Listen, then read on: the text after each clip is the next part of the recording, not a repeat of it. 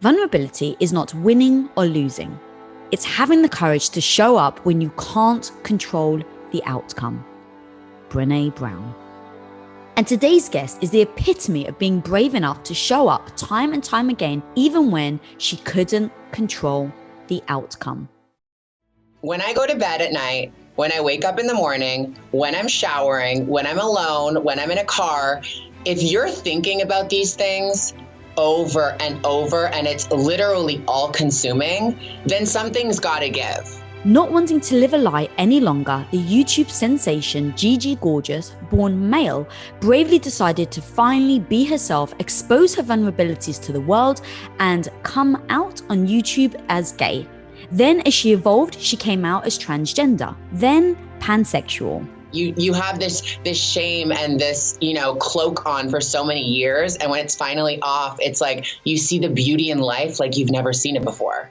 And today we dive deep into discussing what it takes to go from feeling broken and utterly alone to saving hundreds of thousands of lives by sharing her struggles. To go from being utterly rejected to being wholeheartedly accepted. But at the end of the day, you got to live with yourself. If you can't say, I am proud of the person I am happy with the person that I am. If you can't look in the mirror and be like, bitch, I love the fuck out of you, then something's got to change. So if you're looking to shed the labels and expectations put upon you in order to be your own person and live the life you want, I will never live a day like it is not my last, ever again. Then get ready, because Women of Impact starts right now.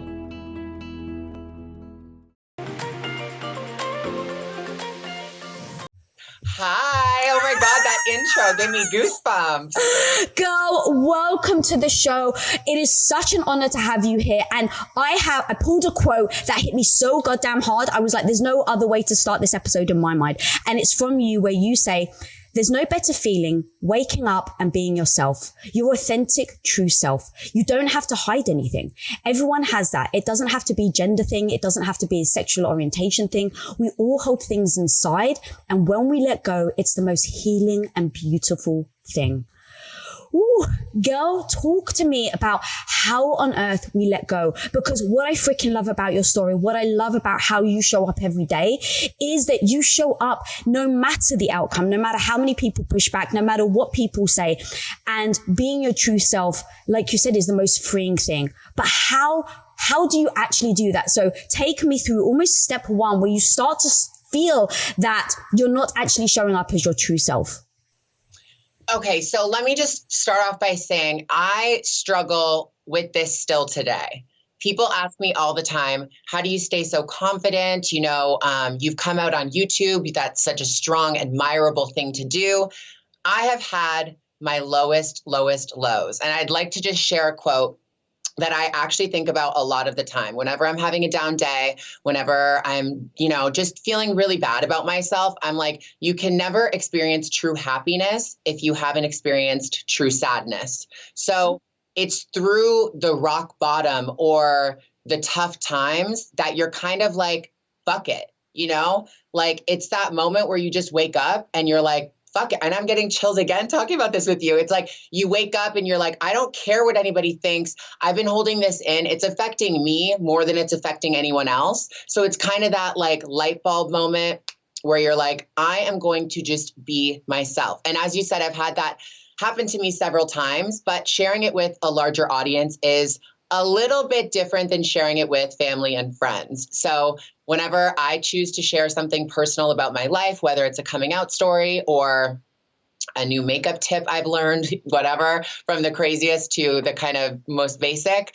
I need to be mentally ready to do so because of the internet. It's a crazy place, like we all know. So I just like to say that I still, struggle with that every single day.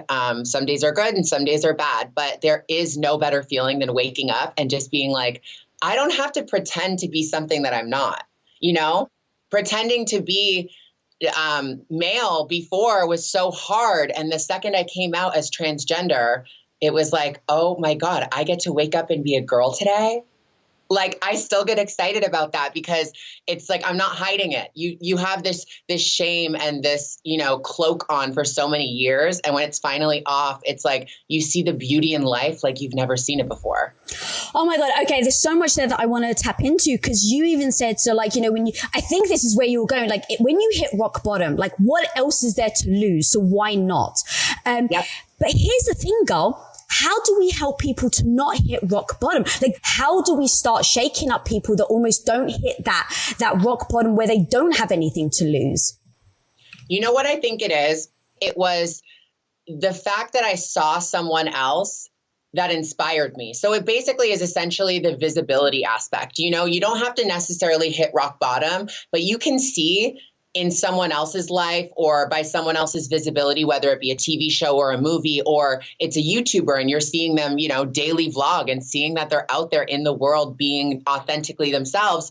It takes something like that to be like, I want that in my life. I need that in my life. It's achievable. I'm watching someone else do it. I'm seeing it with my own two eyes. So I think it was a lot of that for me, for sure.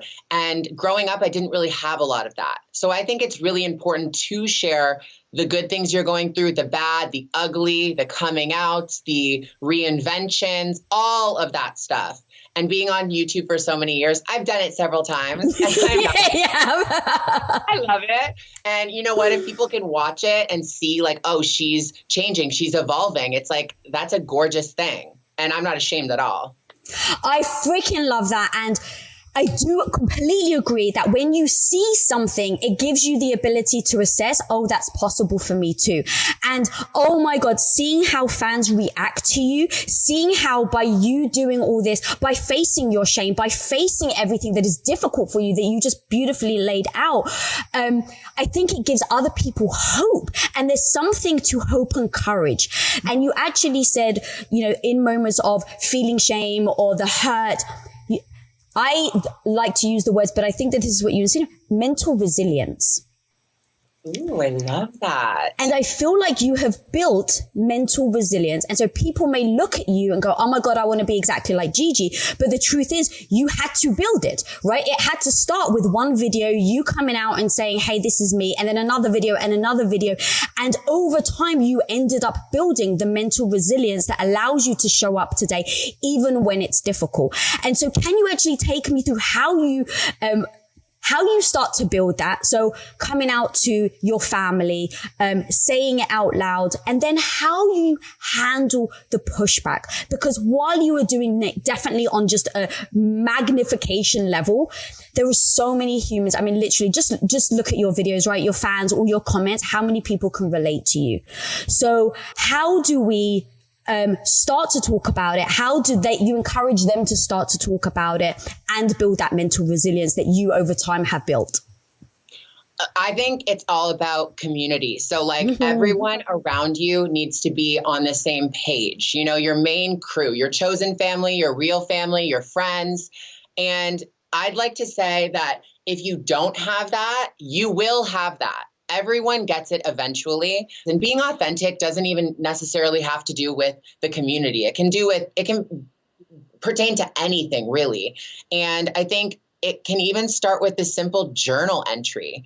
Put your thoughts down onto paper. If you don't have anybody to bounce ideas off of or, explain how you truly feel to, then get those feelings out, articulate those feelings, because I know a lot of people who, grow up in middle America and they're like, I really want to move to LA or want to move to a city where it's more open-minded. And I get these messages every single day. And I'm like, well, we can talk about it. Let's talk about it online. Let's converse a little bit back and forth. And then maybe we can get you to grow and eventually, get a chosen family of your own. And you can live authentically every single day. But I just would like to say it's just never too late. I feel like it's never too late to start feeling like your authentic self.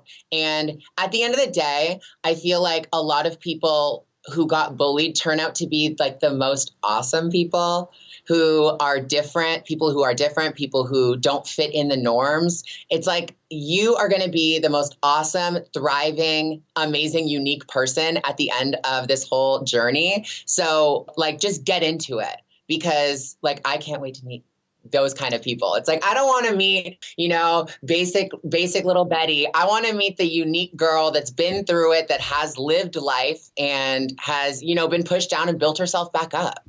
Oh my God, yes. And that comes to the mental resilience part, where a lot of people, I think, run from anything that pushes towards them. But it's in facing it is what allows you to become mentally resilient. Like, I was teased as a kid for my nose. I had like a unibrow. I had that big head brace that went all the way around the back of the neck. Oh, headgear. I had all of that, girl. Oh God. It wasn't so cute when you're 14 and you're trying to attract the opposite sex and all, and no one wants to date the girl with the big braces and the unibrow. And so I felt very badly about myself. I felt ugly. I felt, not loved, not even not loved, but not appreciated for my uniqueness. And I can say that now because I've built that resilience. But at the time, I didn't think of it as being unique. I just thought of it as being different, but different as in bad. And so I love that message that you keep putting out, that different and unique is the best possible outcome, not the worst. So as you're talking about kind of staying the course and making sure, making sure you're always tapping into that true self that you really want to show up to be, for most of us, a lot of the changes that go on are usually internal. But for yourself, that internal transformation starts to become external transformation. Mm-hmm. And so when you're going through this course, and everyone listening, whether it's, changing genders or changing your sexuality or just evolving as a human, whatever that means to you, when I go, oh my God, who's the one that stayed the course? It is you, because you didn't let the backlash stop you. So take me through those moments where you're feeling the weakest, and then take me through the moments where you're actually feeling the strongest and how you handle that. Okay, so I feel like humans are prone to self-doubt, be compliant, and, kind of just want to please everyone around them. So that's a really good question and a really good statement, because I feel like it goes against the norm to want to stay true, especially when you're hearing that's not natural, or, that's not what you said you wanted before, or you changed your mind, holding you accountable for those things. But in my mind, like, when I go to bed at night, when I wake up in the morning, when I'm showering, when I'm alone, when I'm in a car, if you're thinking about these things over and over, and it's literally all consuming, then something's got to give, So I feel like for me, like I said before, when I choose to share these things on my YouTube channel, when I choose to connect in that kind of way, because you got to remember, like, when I started, it was all beauty. It was all fashion. It was not personal. I had no intention of sharing who I was dating, what I was interested in, my plastic surgeries and stuff like that. It just got really, really crazy, but I'm so thankful for it. It's like, it was all internal for me as well. And then the second I reached out, the second I started making changes, it just felt so good. Mm-hmm. And I feel like that's when your confidence really skyrockets. But we are so programmed to just comply and just fit in or whatever. It's like, but I'm thinking about this all the time, and it starts to affect you. That's when mental health really gets into play, because years and years ago, when I transitioned, mental health really wasn't a household topic like it is now. It was a little bit taboo. It was a little bit edgy to talk about. People would, judge you for it and stuff like that. Now it's like, if you're thinking about transitioning, it could take a huge toll on your mental health. And no one's a stranger to that. Everyone understands how intense mental health can be. So I'm just saying, if you're thinking about it all the time, maybe consider doing it. I actually really like that, because for me, I really do use these things as flags for me. So if I'm thinking about something and it's repeating a lot, okay, Lisa, why do you keep coming back to this? And why do you keep repeating it? Why can't you just let it go? And so I think the tips like that go so, like, it is my jam, because that is how I think that we can help people when we're not around, right? When they're not watching the video, when they feel, like you said, when you are by yourself, like, that is when the thoughts come flooding. That is when you don't almost have anything to block, whether it's negative thoughts or putting yourself down. You don't have anything to block it. So I kind of like to say, like, allow them to come in with no judgment, because the second you judge your thoughts is the second you then try to push them back out. Exactly. And I feel like that's also a thing that we're programmed to be. We're programmed to be insecure, compliant humans. And it's like, well, if I am thinking that, I like boys when I should like girls, it's like that feeling is like, no. Let's push that down. Let's not address that right now. And those are the kind of things that I encourage people to open up about, because it is true. When you are alone, that is when you are basically your most authentic. You can be yourself in the shower. You can be yourself in the car, in bed, just like alone with your thoughts. And it is truly the most beautiful thing when you put those things into action. And I think a lot of the time it can seem maybe really intimidating to start making those internal thoughts and feelings, wants and needs external by telling the first person, or starting a business, or, changing your name if you're whatever. But I think it is the most rewarding thing when you do so. And then a little bit goes a long way. And then sooner or later, the dam breaks and it's just like full fledged. You're living your best life. And you're like, wow, I'm so glad I didn't ignore those voices. It's so true. Because I'm always trying to assess, what is it that I want? What is my goal? What do I want to feel? And then how do I actually get there? And how am I going to, let's say, judge my metrics, if I can use some, business terms. But what I do is it all comes back down to, honestly, I don't care how much money I may have made, how big a business I've built, how many fans I have. When I really think about how I'm able to control my own life and not let others, whether, how many likes do you get? How many followers? Is how do I feel about myself when I'm by myself? Period. I am obsessed with that. Obsessed. I feel like now, especially in today's culture, and I might not be the best person to talk about this because I am so active on social media. I think social media, you need to have a healthy relationship with it. And I feel I do, even though I post literally almost every single day.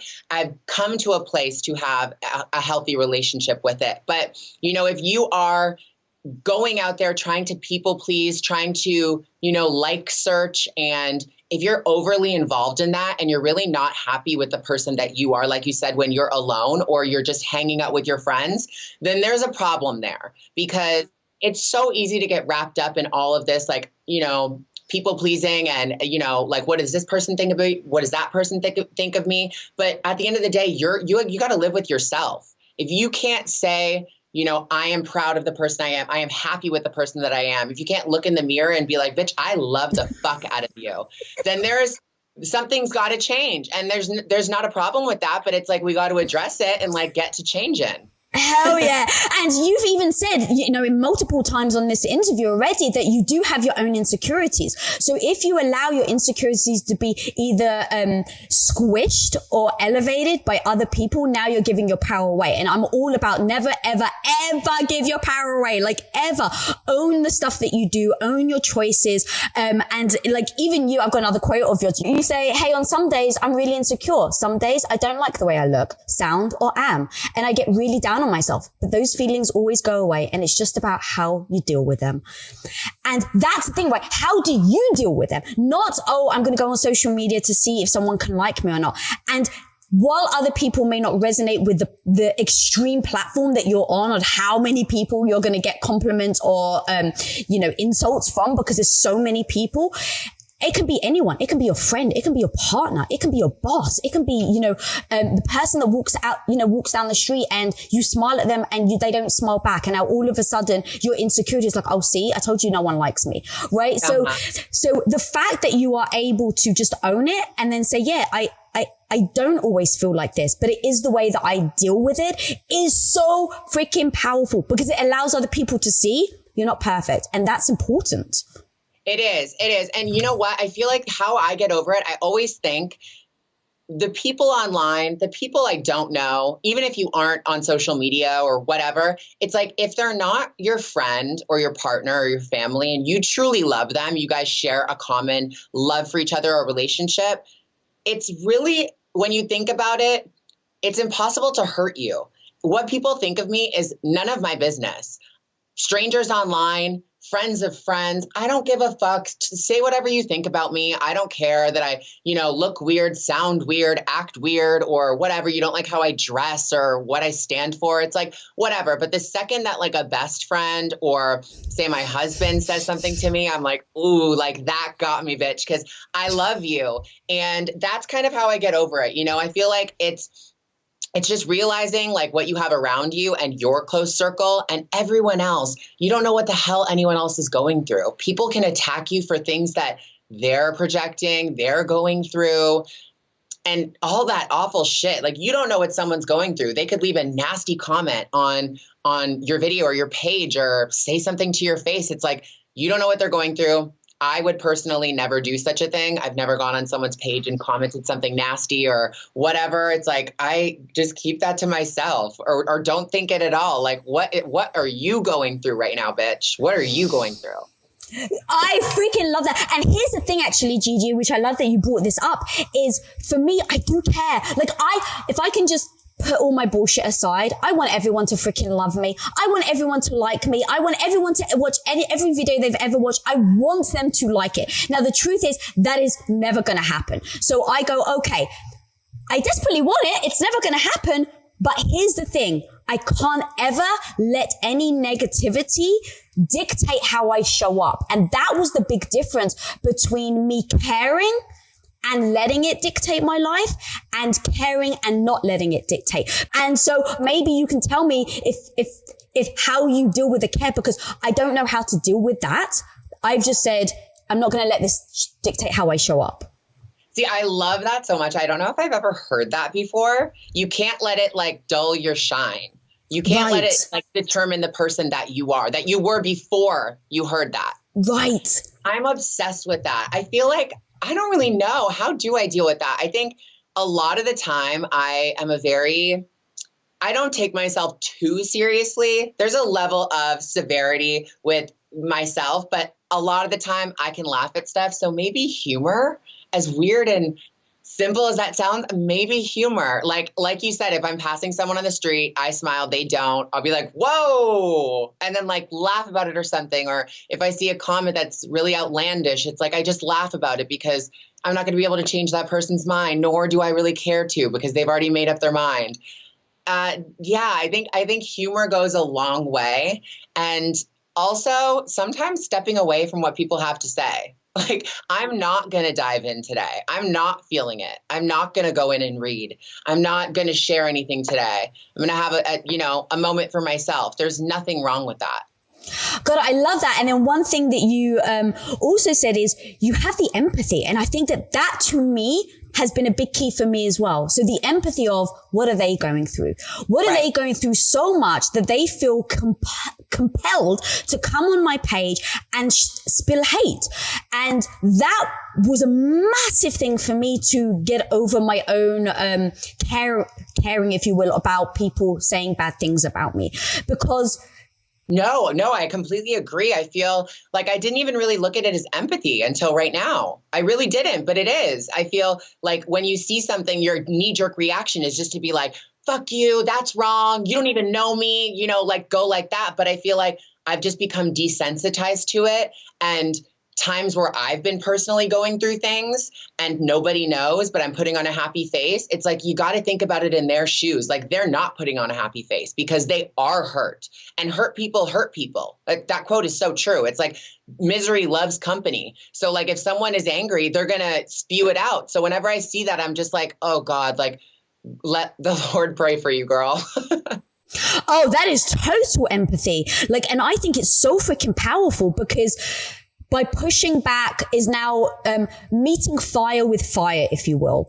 And to me, when there's fire coming at me, I want to pour a bucket of water over it, to be honest, right? And so meeting it with empathy really does pour that bucket of water. It dissipates the flame, it dissipates the fire. And even if it doesn't dissipate within them, I think it does within myself. So it's, if someone's hating on me and I start to take it personally and I go, okay, Lisa, I know that you care. You can't switch that part off. You've tried, but you can't.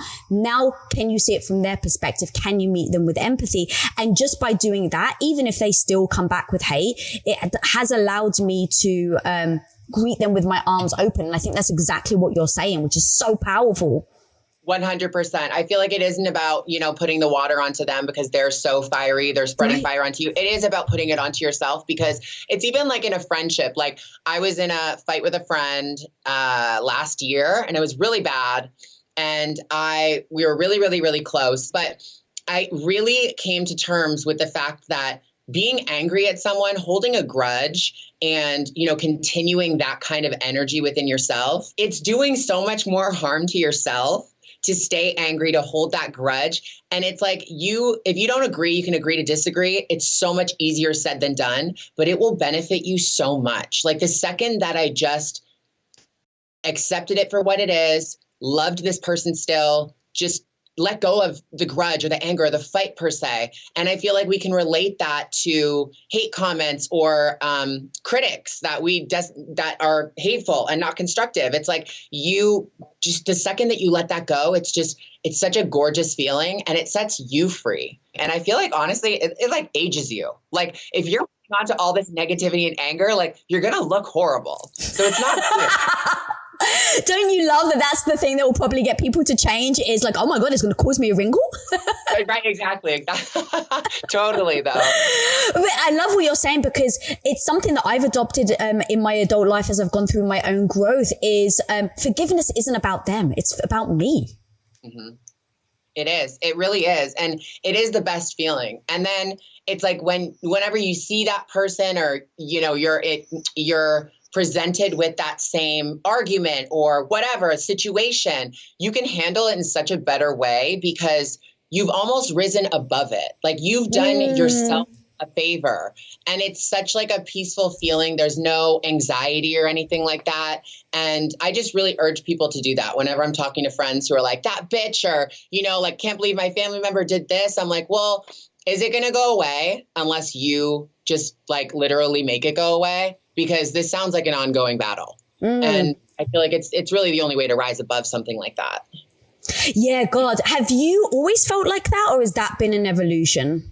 Oh God, complete evolution. I feel like I'm a really polite, pleasant person. I think I saw a quote on Instagram the other day. It's like, I am the most forgiving person on earth. So if I actually don't talk to you anymore, then you really did something bad. So I think I've always been a very forgiving person, but not a forgetful person. So that grudge was always still kind of there a little bit, even though I didn't really like to admit it. But it really was last year, and it was with this friend. And I feel like it was like one of those things where I was just like, wow, like another light bulb moment within my head. I'm like, I feel like this is really how I should be handling things like that. And I think it's also like a maturity thing. Like I'm 28 years old.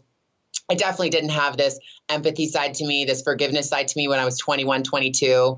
I was much more savage back then, but I feel like it's just growing. And it takes a moment like that to be like, this is how I'm going to operate from now on. God, why didn't I have this tool before? God, I love that so much. So there's something that you actually said that I'd love to go back to that reminded me of, like, have you ever felt like you've had to defend your situations and your decisions? And then also at some point, is there any way where you're just like, I'm no longer going to defend because this is just me? Yes and yes. For sure. I feel like in my life, whenever I've come out, there's been a moment within myself where I am ready for quote unquote battle. Like when I make that video, when I post it, when I finally come out, I come out to friends and family, but coming out to the world is something completely different. It's a completely different animal. So when I do that, I am ready to defend myself, and I have defended myself. This last time when I came out as a lesbian, it was like, well, you were with a guy before or whatever. It's like, okay, yeah, I'm ready to talk about it for sure. Let's have a discussion. And I think it wasn't until recently that, because it's been a few years since I made that video, that I've just been like, you know what you see is what you get. Like we can talk about it, but I'm not going to get into a debate. I'm really not, because this is my life. The proof is in the pudding. Like, look look where I am. I'm still doing the same thing. It's like, I have changed by now kind of vibe. And I think, everyone kind of gets there. Like you can have a discussion, but it's not like a battle where I feel like it was before. And I feel like that also goes back to maturity a little bit. Like you stop being so savage, so crazy. You put your time into things where you can see results. Whereas I feel like before I was all about the fight. And do you think that that's because you had spent so many years not being yourself that you almost built up like an army of, like let's say, an armor, I should say, around you so that when you walk into the arena, no one can kind of penetrate that and hurt you? Oh, 100%, 100%. I think even from a young age, before I started sharing my story, before I even made my first coming out video, I think I had maybe my thickest armor on of life.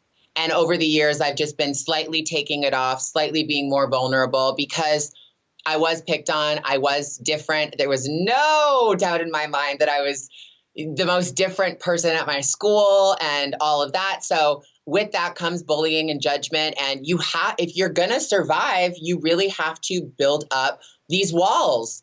And it took living in a different place, dating different people, coming out several times to really become my most vulnerable, where I can really just talk about it freely. Like before, it was it would pain me so hard to hear my dead name, which is my name before I transitioned. And now I'm so accustomed to it because I've shared it so much. That armor is down. That wall is down.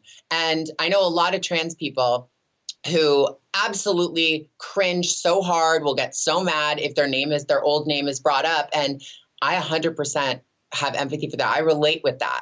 But it's like, I've shared my story so much, it's something that I've given up. So it's just one of a million things that it was like a little piece of armor. I'm like, okay, I can let that off my heart. I can let that off my chest. I'm good. So it's almost like as you were building your confidence over the years, you were releasing the armor that you were wearing over the years.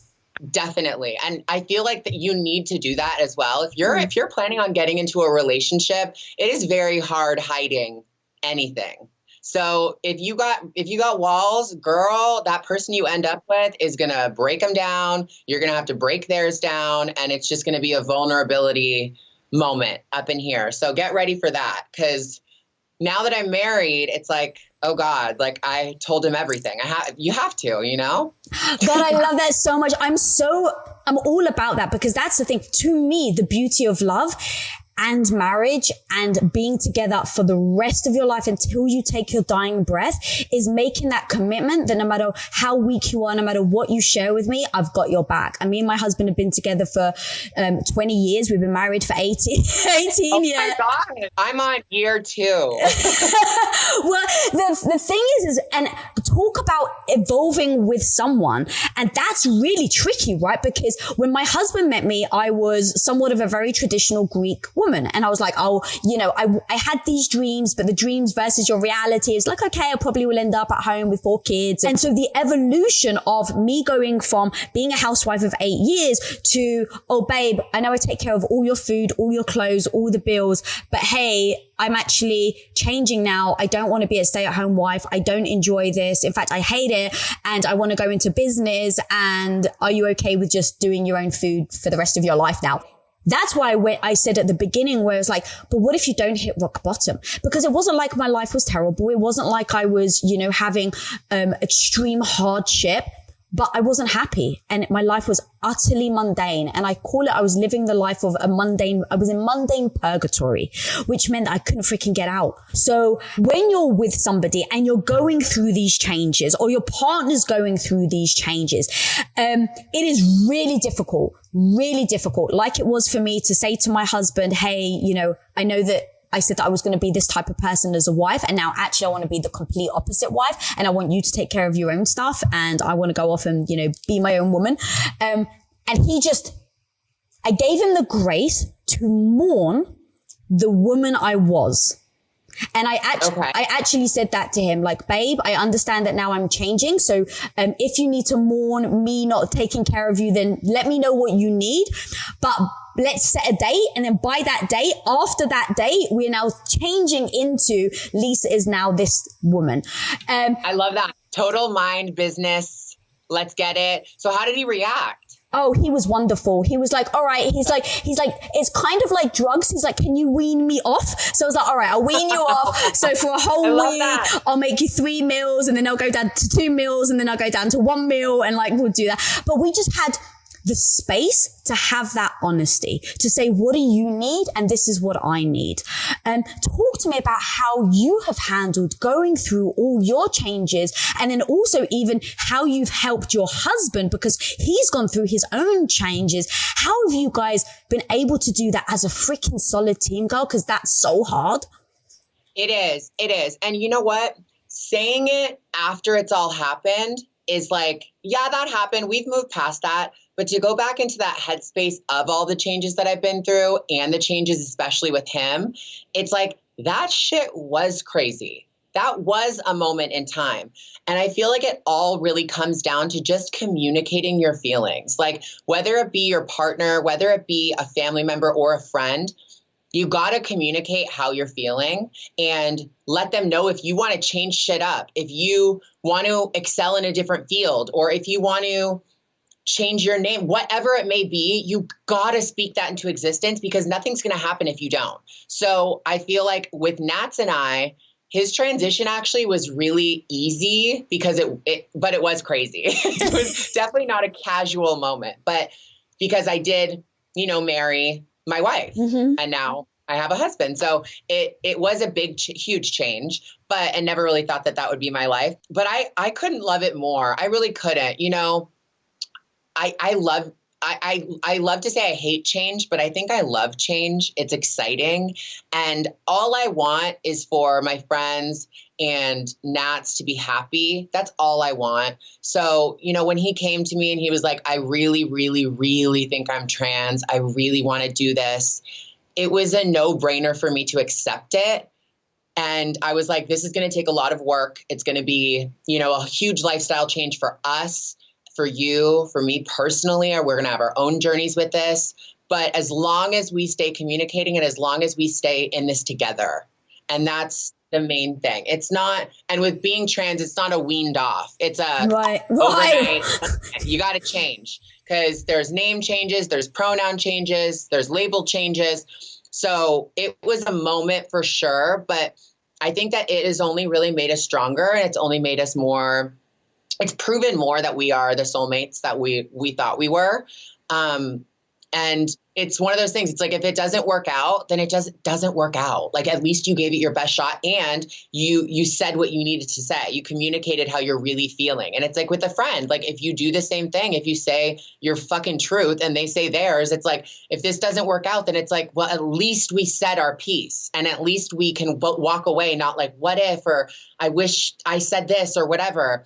And it just all comes down to communication. It's like, even when you're having a fight with someone, you'll talk to another friend and they'll be like, you guys just need to talk. It's like, yes, we do. Yes, we do. And then everything works itself out. I love that so much, because that's the thing. It's like, not even like, I like to think of anyone that's listening, whether you're going through a change in any way, shape or form, or if someone, a friend or a family member, it's like, when you come together as a team, that's when the true strength happens. But a lot of people end up doing the opposite, and it becomes, like I was saying, fire meets fire. And so I love that was so articulate on how you said that you guys have been able to maintain the love, maintain the connection all through these changes, because change isn't easy. And actually, it was interesting that you said, I actually don't like change. But then you literally then immediately after said, but I love change. I find it exciting. So actually explain to me, what is it? Is it like the journey itself freaking sucks, but at the end of the day, when you get there, it's like if you're like on a rowboat and you've got like the ocean and it's like really, really turbulent, and then you get to like your magic island and it's beautiful. Yeah, I feel like I said I hate change, because I know, well, I'm a perfectionist, full on. So anything that needs changing is going to take time. It's going to take work. And I think I'm a little bit intimidated by that. But I love change because it is so beautiful, especially in this regard. It's like, that's why it was a no-brainer for me. And that's why I was so ready to be, his warrior. Like that's all I wanted when I transitioned. I wanted someone to be the pronoun police, be the name police. If anybody messes up, correct them. Don't come at them. Correct them. Say, no, it's actually he, and this is his name.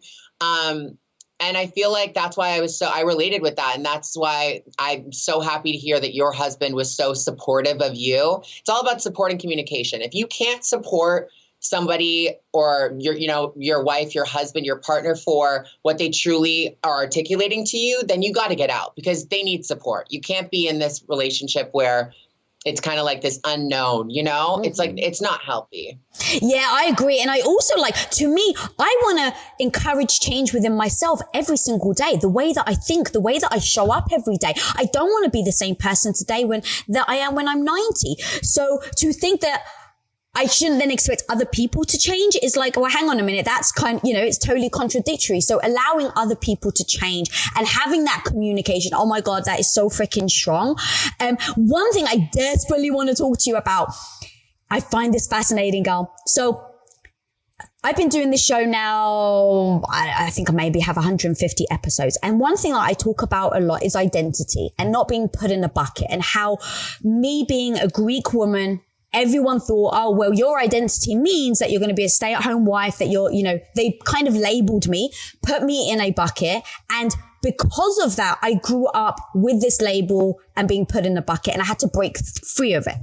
Now, in your community, though, I know that it's actually important. And in fact, correct me if I'm wrong or not, but it seems important to be able to make sure that you are labeled, and you use that as an empowering tool. So I'm always going, well, shit, I've spent my entire, I've spent the last 2 years saying, no, don't put me in a bucket, don't label me. And now I see someone who is being empowered by it. It has piqued my interest more than you can possibly imagine, because I'm like, if I can use it in my own life, then well, screw it, I'm going to now label myself. So actually talk to me really though, about what it is about finding a label that is empowering for you. Is it because it allows you to have a community to go to? Like, what is it exactly? So how I identify with labels has changed over the years. So when I first started, it was so empowering, and still is, but it held so much value to me because it gave me a community that I wasn't around. I had no access to. Coming out was a beautiful thing because I could take the power back that was taken away from me. Like, you're saying that I'm gay, I'm saying that I'm gay. I label myself as gay. So it was very, very, very that. But I think that over time, like the generation right now, Gen Z, a lot of them aren't labeling themselves. So I think for some it matters, for some it doesn't. It is completely, situational, if you will. And over time, it really has kind of dwindled for me. Like, I have my community, I have my partner. But for a long time, it was about labeling myself to fit in, to have a community, to not feel lonely, ultimately. And in other aspects of my life, like I've written a book, I've modeled, I've acted, I'm a philanthropist, I'm a social media personality. It's like those labels, I could do without those labels. I'm just Gigi. I wear many hats. I'm not one thing. And I think that is also beautiful. So I think the times are changing, and they're changing for me too. But I feel that being part of a community just feels good, even if it's like a little one. It's like you just don't feel alone, and that people that are like-minded are around you. And it's how I took my power back, honestly. God, I love that. And then I think it really does come back around to what we were just talking about confidence and you taking off the layers of armor. Yeah, totally. 100%. I feel that it is all about being vulnerable. And I think that's what you said at the top in a beautiful intro, was that it is admirable when you see someone being vulnerable, because it's like if you see it, you can be it moment for everyone. And that's a quote that I actually read in a children's book. Hey, girl, get whatever knowledge you can, right? It stuck with me. I can't stop thinking about it. It's like, I think that is the most beautiful things for kids to see, because it lets them know that like they can be whatever they want. And it's like, I relate with that too. If I can see it, I can be it. I see a girl boss like you, I could be a girl boss. I see me who's come out 1 billion times, I can be a girl that comes out. And it's little things like that, that it's like vulnerability is key. And it's ever changing and ever evolving. I'm finding new ways to be vulnerable every single day. There's no limit. So what do you think has been the biggest thing that you've had to overcome? I know that's obviously a very grand question, but actually if you could take it to a very small thing that that has been a part of your building your foundation to allow you to be the freaking badass that you are.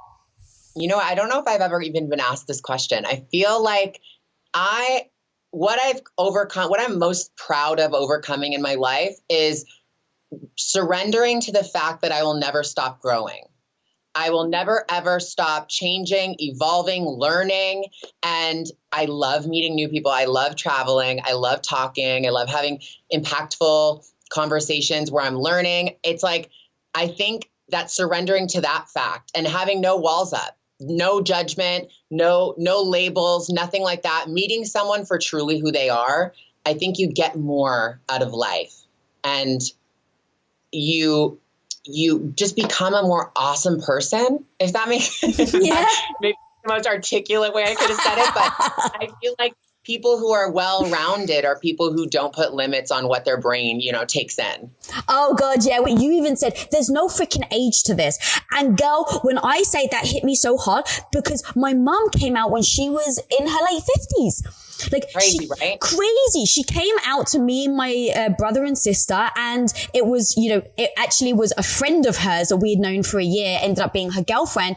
But she was so worried about coming out because of her age, because she was a mother, because she was, brought up in a very religious institute. And so it was like she really thought we would abandon her because we didn't believe in,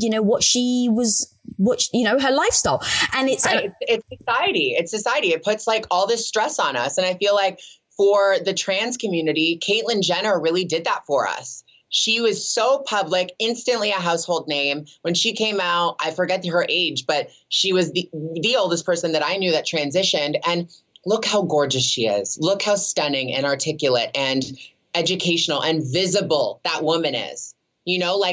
That is the kind of stuff that I love about our community and the entertainment industry. You can see that and be like, bitch, I see it. I could be that. There's no cap on it. And age is just a social construct. Mm-hmm. It's not a real thing.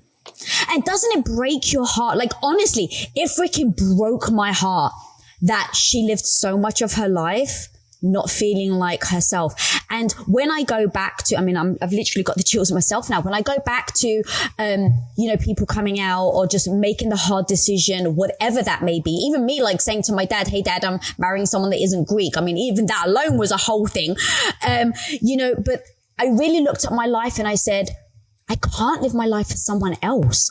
And when you look at Caitlyn, it broke my heart. So that's why I'm so glad that you said about, first of all, look, if you're only just now coming across content, like yours, that's allowing, people to see what is possible, it's not too late. But the hope is that also your content and interviews like this hit kids when they're young enough so they don't end up living 30 years. Jesus Christ, of a life that isn't yours. Yeah, it is. It is so sad. I feel terrible when I hear those situations, but it's not to take away that they were never happy. It's just like, it's a beautiful thing. It's like they're happier now. And life is so beautiful. And I think, you learn that when you lose someone close to you, that life is way too short for any of that. If you're sad, you got to fix it. You or at least take steps to fix it, or hopefully eventually fix it. But, it's all about celebrating life. Life is way too short. A meteor could come down and crash in this world, and you would just be thinking, God, when you're burning alive, you'd be thinking, oh my God, I wish I did this and that and the other. It's like, well, you didn't. So I love that. And I don't want people that may not know your story to dismiss what you just said, because correct me if I'm wrong, I believe that was a massive light bulb moment when your mother passed away for you to basically not take life for granted. Oh, absolutely. I never got to tell my mom that I was transgender. I think, I don't know if she knew. I knew that she knew something was different with me. And we were really close and all of that stuff. But no, never got to tell her. And it was a moment for me that things can be taken way too soon and way unfairly. And it's just one of those things where I was like, I will never live a day like it is not my last ever again. It was a vow I took with myself. And, not to say that I do the most every single day. It's like, I just live with so much gratitude. Like, thank you for another day, because that day is one I never wish on my worst enemy. It is one of those days where I was like so angry and frustrated. How could you take such a beautiful person way too soon, way before their time? It's like, life is unfair. So you got to make it this happy, gorgeous place, because that's just what you got to do, in my opinion. Well, girl, there's no better place to end it than that. Where can people find you and all just like your super fun videos and your incredibly inspiring videos? Oh, thank you so much. You can find me across all social platforms, literally every single one, under Gigi Gorgeous, simply put. And on Twitter, I am the Gigi Gorgeous. So I'll see you there. Guys, go check this woman out. I've spent 24 hours diving deep into her world, and she's so damn impactful, how she thinks, how she shows up every day. So honestly, click the link below, go check out her stuff. And guys, if this episode did bring you value, please do subscribe, share, comment below what fiery thing she said that really freaking hit you. And until next time, guys, be the hero of your own life. Peace out. What up, guys? Thanks so much for watching this video. If you'd like another dose of badassery, make sure you watch this video right here, because I know you like it. But hey, also, while you're here, guys, you might as well click that subscribe button down there so you don't miss any future episodes. And of course, until next time, be the hero of your own life. Peace out.